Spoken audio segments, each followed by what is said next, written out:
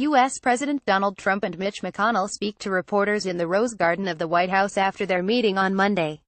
Photo app Washington. Donald Trump and Mitch McConnell have reaffirmed their alliance of necessity in a raucous Rose Garden news conference that also underscored their sharp differences. The garrulous president claimed they were longtime friends, now closer than ever. The reserved Senate Republican leader allowed that they share goals and speak often. It was a spectacle that mesmerized Washington, as Trump and McConnell appeared side by side for more than a half hour, the president tossing off answers, sometimes mini-speeches, on all topics, while McConnell, disciplined as always, delivered brief, scholarly explanations about the legislative process and the risks to their party of nominating candidates who can't win. At various points, the president denounced the Russia-Trump campaign investigation, lauded himself for his record on judicial nominations, argued wrongly that it took years for the Reagan administration to get taxes done, and claimed that past presidents hadn't necessarily contacted bereaved family members to mourn lost service members, before backtracking on that assertion when pressed. He also noted, as he often does, that he won the presidential election last fall, and he implored Hillary Clinton to run again.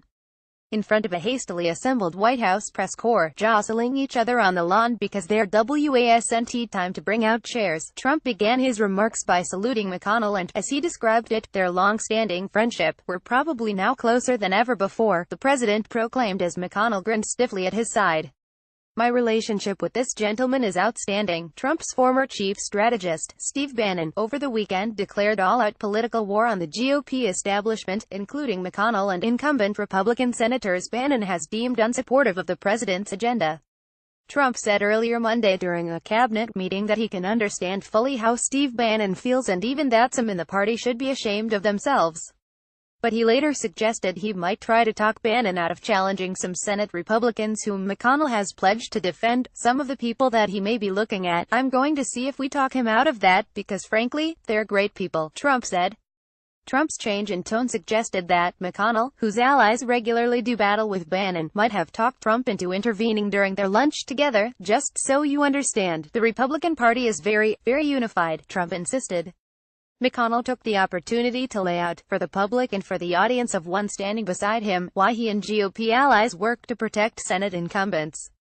He argued that some conservative Republicans nominated in the 2010 and 2012 cycles didn't win because they weren't able to appeal to a broader electorate in the general election. "You have to nominate people who can actually win, because winners make policy and losers go home," McConnell said. Trump briefly pursed his lips as McConnell made those remarks, then took a question on another topic. Bannon, meanwhile, seemed in no mood to back down. "Senator McConnell and the GOP establishment have sown the wind, now they reap the whirlwind," he said. Bannon's Breitbart news site also reveled in the attention. "Bitter Mitch triggered by Bannon," one of its Monday headlines read. Trump spent August assailing McConnell for his inability to pass legislation to repeal the Affordable Care Act, calling the failure a disgrace and ordering McConnell over Twitter to get back to work. For his part, McConnell has complained that Trump had excessive expectations for how quickly Congress could act. Nevertheless, the Kentucky senator seconded the president's latest views. "Contrary to what some of you may have reported, we are together, totally, on this agenda to move America forward," McConnell said. It was not clear what led to Monday's sudden question-and-answer session, which followed lunch between McConnell and Trump at the White House. Their meeting came at a critical time, with the Senate poised to vote this week on a budget that would set the stage for tax legislation that many Republicans view as make or break following the failure on health care. Both McConnell and Trump recommitted themselves to the goal of passing a tax bill by the end of this year. The last time McConnell was at the White House was early last month. On that occasion, Trump bypassed him and Republican House Speaker Paul Ryan to cut a deal with the Senate's Democratic leader, Chuck Schumer, and House Minority Leader Nancy Pelosi on debt and spending.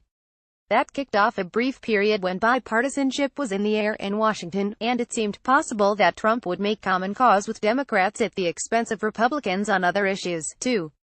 But the suggestion of a deal on immigration appears to have fallen apart.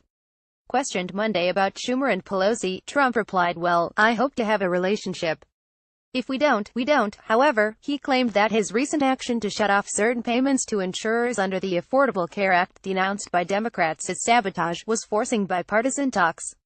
Indeed, there may be a renewed focus on Senate bipartisan negotiations aimed at addressing the payments, which go to subsidize costs for low-income people. Because of that, people are talking now. Democrats are talking to the Republicans, Trump said, contending that a short-term fix would be followed next year by ultimate success in repealing Obamacare, and asserting with no evidence, as he's done in the past, that the votes are there now to repeal the law.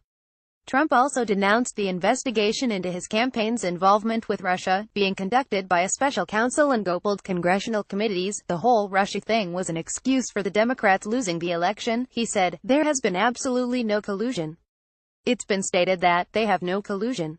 They ought to get to the end of it, because I think the American public is sick of it.